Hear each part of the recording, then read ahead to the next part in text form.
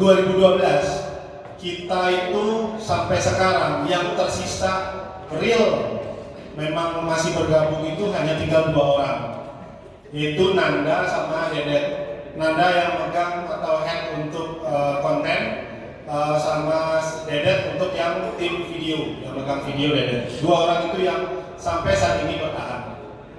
Apa yang membuat mereka bertahan? Yang pertama adalah founder memberikan sedikit saham Infosumbar ke mereka. Sedikit saham. Artinya apa? Mereka punya kepemilikan di sini. Mereka memiliki Infosumbar ini. Itu salah satunya. Kalau memang kita belum bisa memberikan uang ya, karena dulu sama Infosumbar itu nggak ada duitnya. Kita itu baru monetis itu 2016. Baru ada endorsan itu 2016. Jadi dari 2010 sampai 2012 itu founder hanya berjalan berdua orang. Yang satu ya founder satu sama satu lagi yang megang Twitter, kebetulan udah jadi istri saya. Saya buka coping kan saya. Ternyata. Nah, dua orang itu dulu yang awalnya hanya memegang Twitter. 2012 itu baru ada rekrutan. Ada rekrutan itu 3 orang awalnya. Ada MN, Nanda, sama Dedet. Nah yang tersisa tinggal Nanda sama Dedet sampai saat ini. Perjalanan dari 2012 sampai 2020 sama, kita bongkar pasang. Ada yang nggak cocok, ada yang bahkan nilep duit, ada yang bahkan bikin perusahaan itu berhutang sampai 40 juta ada. Nah, akhirnya apa? Di 2021 kita memang untuk rekrutan, akhirnya kita memilih orang yang pertama siap ini dalam hal kecakapan, memang kemampuan, dan yang kedua mereka siap untuk terjun ke lapangan tanpa dibayar. Tapi bukan berarti kita akan memberikan dia gaji, tetap diberikan dia gaji. Tapi kami tidak pernah menjanjikan mereka UMR. Masih di bawah UMR. Tapi ketika ada proyek akan ada bonus. Nah itu dia. Jadi kita memang untuk rekrutan ini mencari yang militan dulu. Kalau misalnya biasa kelihatan tuh kita pasti kasih waktu 3 bulan pertama. Kita kasih waktu 3 bulan pertama dan kita lihat cara mereka bekerja. Bisa ikut ritme kita atau tidak? Bisa militan atau tidak?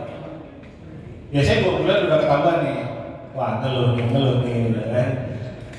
Ada aja alasannya biasanya di 2 bulan. Ya udah kalau misalnya udah nggak kuat di 3 bulan, dia akan hilang sendiri, alias kita gugurkan kontraknya, selesai. Karena kita memang mengontrak per 3 bulan. Kalau lanjut kuat, biasanya kita langsung kasih kontrak perpanjang 1 tahun dengan gaji UMR. Karena daya tahannya udah teruji di 3 bulan pertama, biasanya gitu. Jadi kita memang sengaja menguji. Kita nggak langsung ngasih kontrak panjang 1 tahun enggak. Kita uji dulu di 3 bulan pertama dengan gaji yang tidak ideal malah. Tidak ideal sama sekali. Tapi kita akan melihat bisa ikut dengan ritme kerja kita atau tidak. Kerjanya Infosumbar simpel. Masuk boleh di atas jam 12 siang, pulang boleh sebelum jam 5 sore. Enak banget. Tapi jam 12 tengah malam harus siap diganggu. Nah, itu dia. Kerjanya Infosumbar seperti itu. Kenapa? Karena kita nggak tahu tiba-tiba ada gempa tengah malam. Ya mau nggak mau kita harus standby semuanya. Yang nyari berita itu kita teleponin. Cek BMKG, telepon BMKG itu seperti apa? Kondisinya dunia. Cek BBBD ini. Kita bekerja tengah malam. Di 3 bulan pertama itulah yang kita lihat. Apakah sanggup dengan kegiatan seperti itu atau tidak? Karena kegiatan media adalah kegiatan 24 jam. Kita bukan orang yang bekerja di jam 9 masuk, pulang di jam 6. Makanya kantor kita pun sama, boleh masuk di atas jam 12, boleh pulang sebelum jam 5, dan boleh bekerja dimanapun Anda suka. Tapi kalau dikontak tolong diangkat, kalau di chat tolong dibalas. Nah itu aja, itu dia. Jadi ritme kita memang nggak akan sama. Ritme kita tuh gini. Kalau teman-teman lihat ada info gempa naik di Twitter jam 4 di Twitter, IG, Facebook dan segala macam di jam 4 subuh. Ya karena memang ada yang standby sampai tengah malam. Itu dia. Jadi memang untuk cara rekrut kita ini memang 3 bulan pertama kita lihat teman-teman itu siap tempur atau tidak. Nah jadi seperti itu. Sama uangnya juga, kita nggak akan pernah menjanjikan uang di awal. Bahkan kita press dulu. Gajinya bukan seperti yang kamu bayangkan loh.